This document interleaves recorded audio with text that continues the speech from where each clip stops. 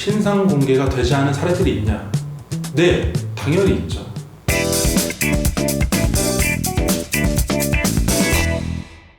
니케피디아 이영건 변호사입니다. 네, 오늘 말씀드릴 거는 수원 발바리로 유명했던 박병화가 화성에서 수원으로 이사를 왔습니다. 수원 인계동이죠. 굉장히 번화가인데 인계동으로 이사를 하면서 굉장히 많은 사람들이 걱정, 근심에 쌓여 계세요. 생각해 보십시오. 발바리 어떤 사람인가요? 2002년도부터 5년 동안 10명의 성범죄 피해를 일으켰던 상습위험군 성범죄자입니다. 그런 고위험군 범죄자가 내 집 근처로 온다. 누구나 아주 굉장히 걱정이 될 거예요. 그래서 벌써 지역 주민은 엘리베이터를 혼자 못 타겠다, 집에 혼자 못 가겠다 해서 경찰을 대동해서 올라가고 하는 굉장히 두려움에 빠져 있습니다. 그래서 민, 광, 경이 합쳐가지고 210명이 그 인계동 주변을 돌면서 순찰을 해서 안전하게 지키고 있다는 것을 보여주는 퍼포먼스도 있었어요. 근데 지금도 많은 문제가 있습니다. 화성에 있을 때에도 태거 촉진 대회 해가지고 수백 수천 명이 모여가지고 나가라 이렇게 했었는데 수원에도 이제 똑같은 문제가 있을 거라고 예상이 되고 있습니다. 상습 위험군, 고위험군 성범죄자를 그러면 어떻게 할 것이냐, 이렇게 걱정, 불안에 쌓여서 살게 할 수는 없지 않느냐, 그런 궁금증, 문제점들에 대한 인식이 그동안 계속 있어 왔습니다.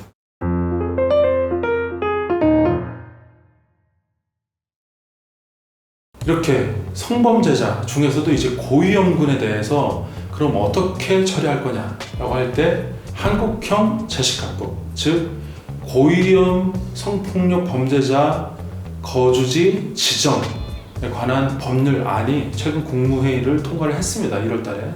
그래서 곧 있으면 이제 시행이 될 거라고 보는데, 그럼 제시카법이 뭐냐? 한국형 제시카법이 지금 13세 미만의 아동, 그리고 3번의 성범죄자, 3번 이상의 성범죄를 벌인 사람들을 법원이 거주지를 지정할 수 있게, 지정 결정을 할 수 있게 하는 겁니다. 모여서 살게 할 수 있다는 거죠. 지금 13세 미만의 아동, 그리고 3번이지만 이게 어떻게 변할지는 계속 몰라요. 그래서 더 낮아질 수도 있고, 그러면 성범죄자들 적용하는 사람들이 늘어날 수도 있다는 거죠. 그러니까 어떻게 될지 모르는데 그게 지금 국무회의 통과해서 곧 있으면 시행이 될 것 같습니다. 그런 성범죄자들을 좀 일반 구역에서 경례해서 좀 일반인들을 보호하자라는 논의가 굉장히 활발하게 진행이 되고 있습니다.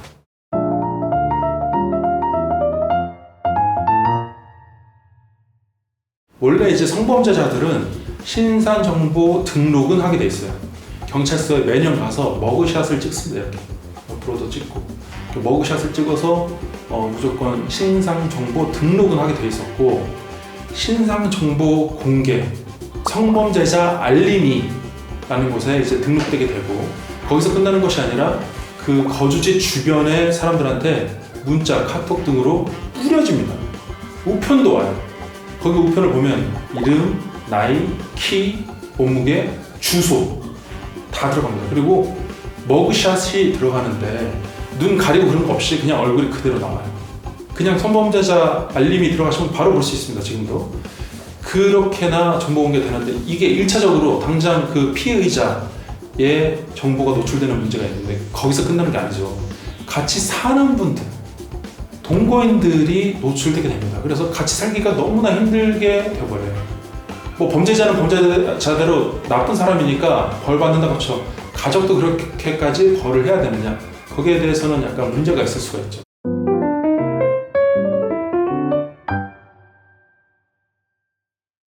그러면 공개고지가 무조건 붙게 되냐, 신상공개가 무조건 붙게 되느냐? 원칙적으로 성범죄자 등록 범죄를 지르게 되면 정보 공개는 하게 돼 있습니다. 그게 원칙인데 다행히도 예외는 있긴 있어요. 그 예외가 뭐냐? 그 예외의 판단 기준을 판례가 제시를 하고 있습니다.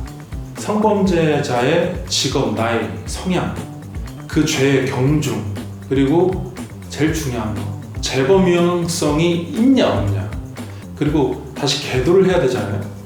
정보 공개를 했을 때 과연 계도가 될지, 그 효과, 이런 다양한 것들에 대해서 판단을 하고 정보 공개를 할지 말지, 신상 공개를 할지 말지 결정을 하게 됩니다.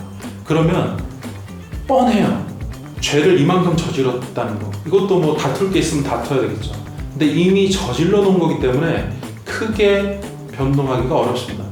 그러면 정보 공개, 신상 공개를 받지 않게 하려면 어떻게 해야 될까요?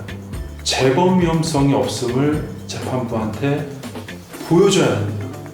입증하셔야 됩니다.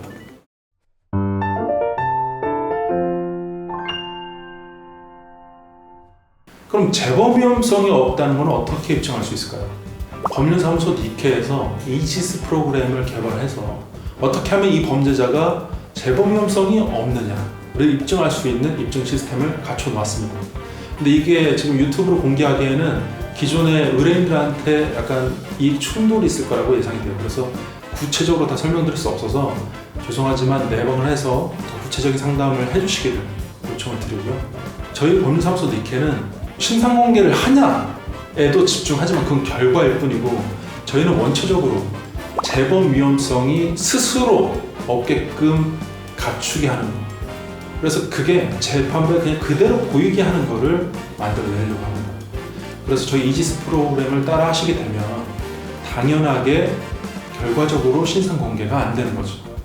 그러니까 스스로 재범 위험성이 없음을 입증하고 실질적으로 실천할 수 있도록 그렇게 프로그램을 설계해서 진행하고 있습니다.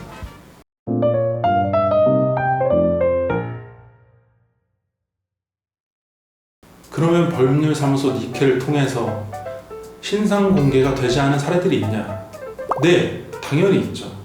이지스 프로그램을 통해 가지고 실질적으로 신상 공개가 되지 않은 분들이 꽤나 있습니다. 그리고 그 수사기관의 처분 결정문이나 아니면 판결문에 그대로 저희 프로그램들이 기입이 되는 경우가 있어요. 그래서 실질적으로 정보 공개를 하지 않겠다라고 판결한 사례들도 꽤나 있습니다. 이게 왜 그렇다? 이건 결과일 뿐이고 재범 위험성이 없게끔 만드는 게 중요하다. 이게 오늘의 핵심 되겠습니다. 억울한 사람 없도록 이현건 변호사입니다.